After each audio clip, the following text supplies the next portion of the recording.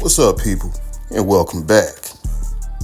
Before I go any further, make sure you hit that like and sub button, please.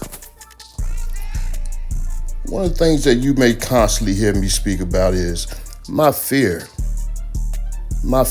of ending up in prison.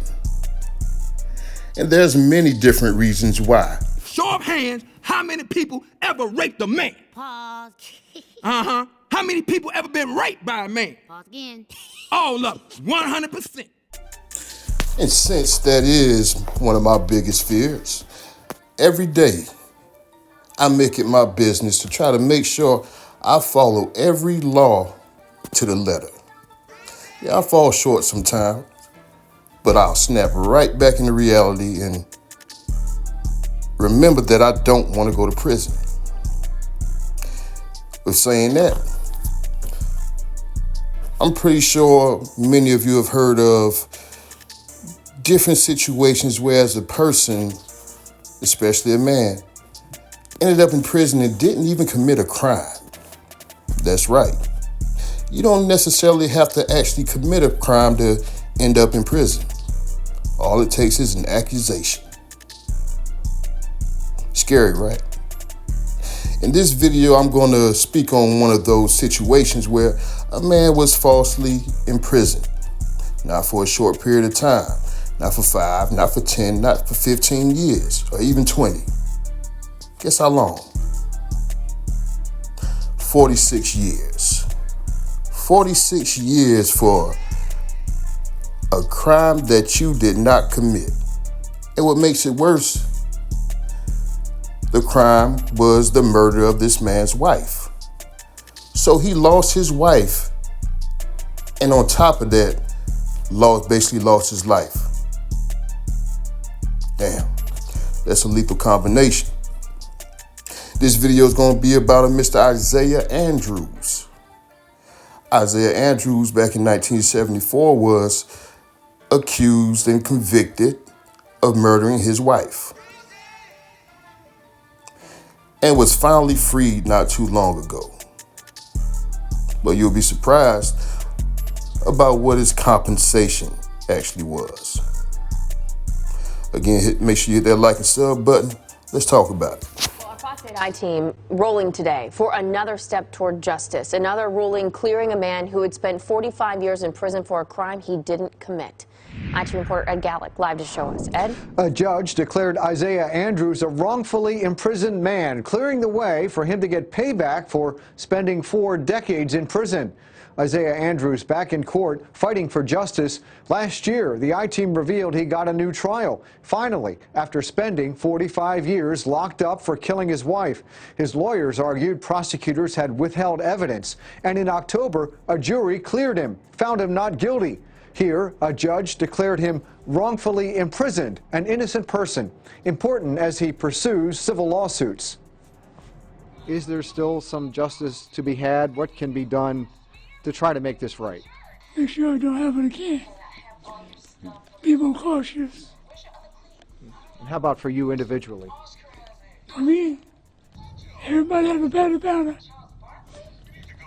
for something. I bought a banner for this. Judge Ashley Kilbane made the ruling today, saying the court can't give this guy back decades of his life, but justice in some part. Coming up on Fox 8 News at 5, what's happening with civil lawsuits, that chance for some payback. Wow, just glad he is now out and able to live a life that he was deserving of for so many decades. Ed, thank you. You bet. All right, I was just caught by surprise by that last statement that this lady made. Let me make sure I heard her correctly. Now out and able to live a life that he was deserving of for so many decades. Ed, thank you. You bet. Now out and able to live a life that he was deserving of for so many decades. And thank you. Okay, I did hear her correctly. Now out and able to live the deserving life that he missed for so many decades. Now, I mean this with all due respect. And it is a blessing because many of us, especially in the Black community, won't live to see 84, 85, 86. So it is a blessing that he was able to make it this long, at least up until the point where he was finally proven innocent and his name was cleared.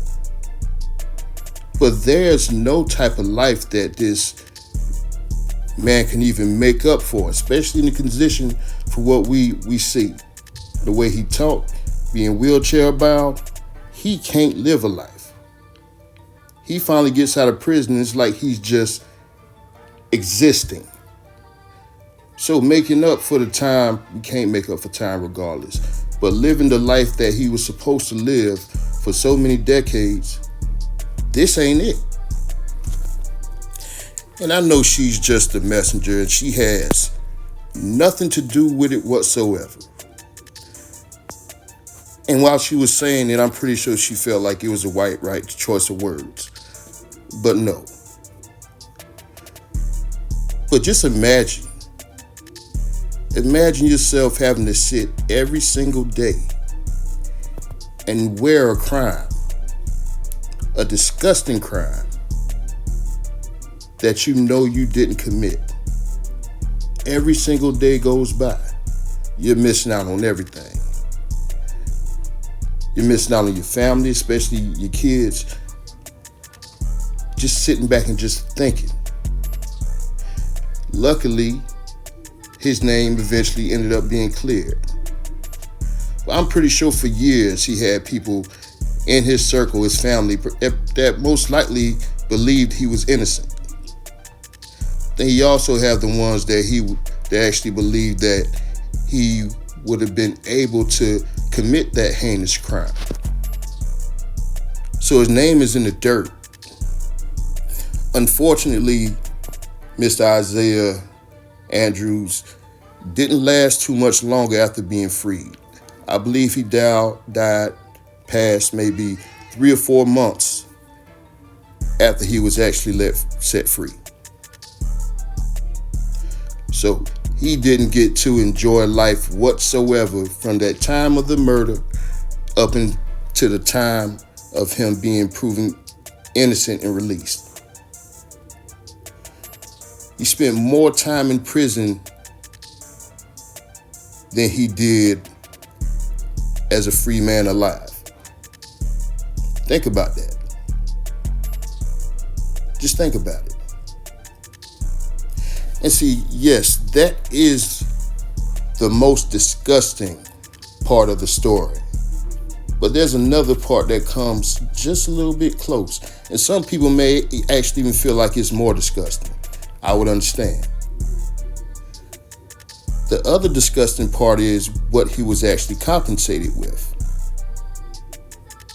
The average person would think it would have to be something over 30, 40, or $50 million, right? It was nowhere close to that. Guess how much he was compensated? That's right, $3 million whole dollars. $3 million. Not for 1 year, not for 2 years, not for 5 or 10.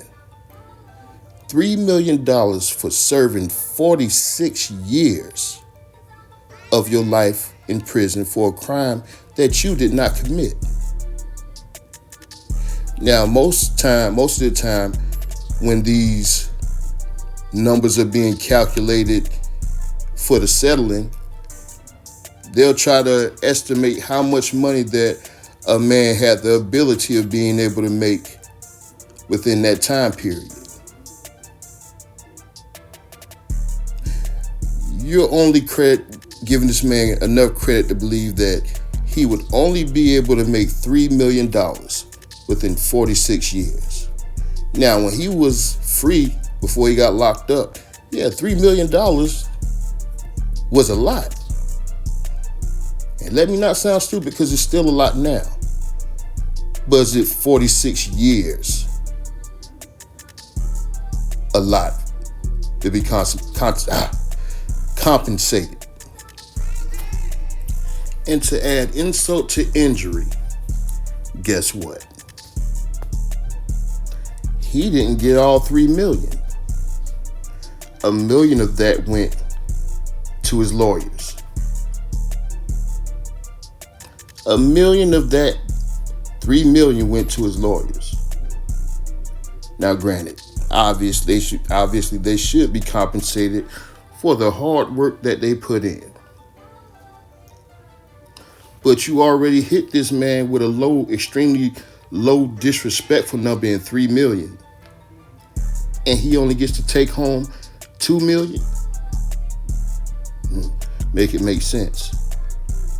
But even worse, he didn't stay out long enough or live long enough to even be able to enjoy any of that money. So his family was compensated with the $2 million.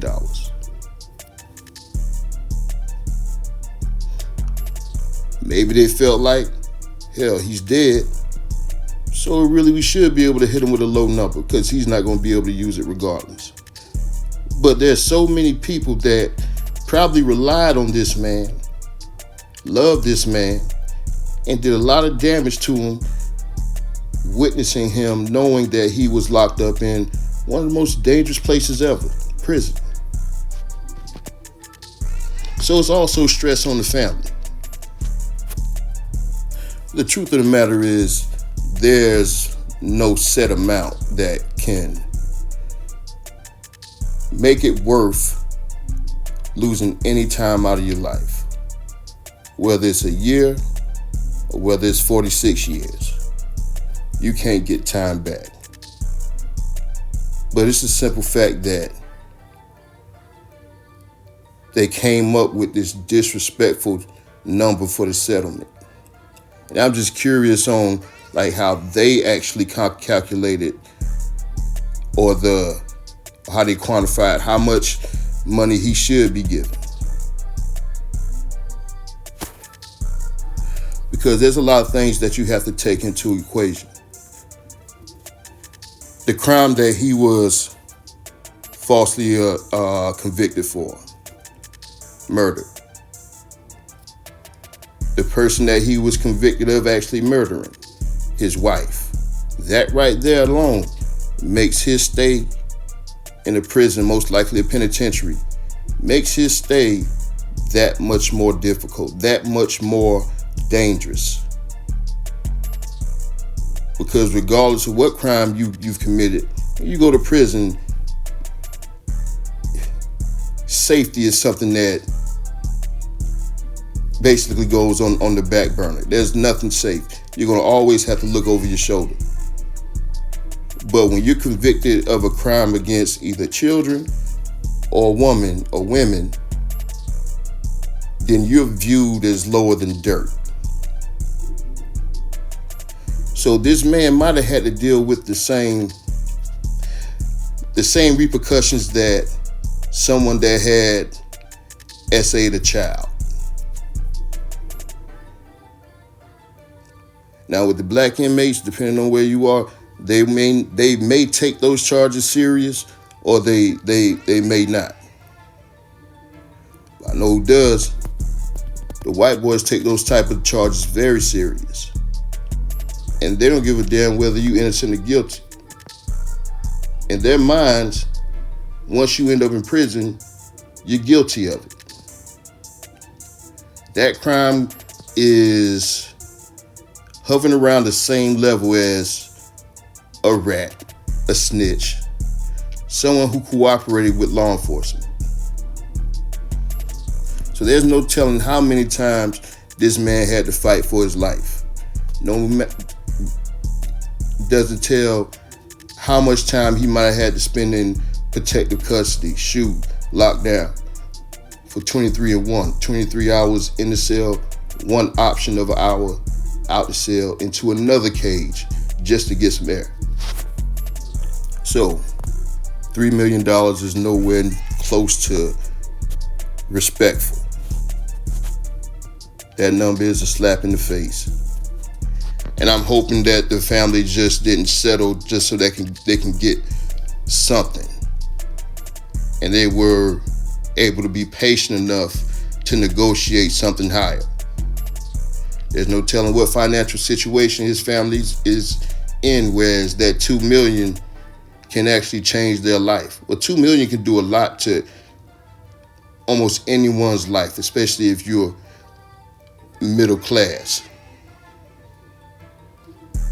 But is it enough to come anywhere close to feeling like you've been properly compensated for wrongly being in prison for 46 years?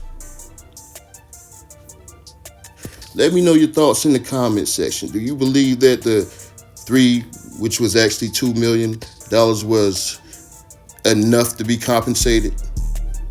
Let me know in the comment section. Let me know how much you think he should have got. Till next time, people, I'm out.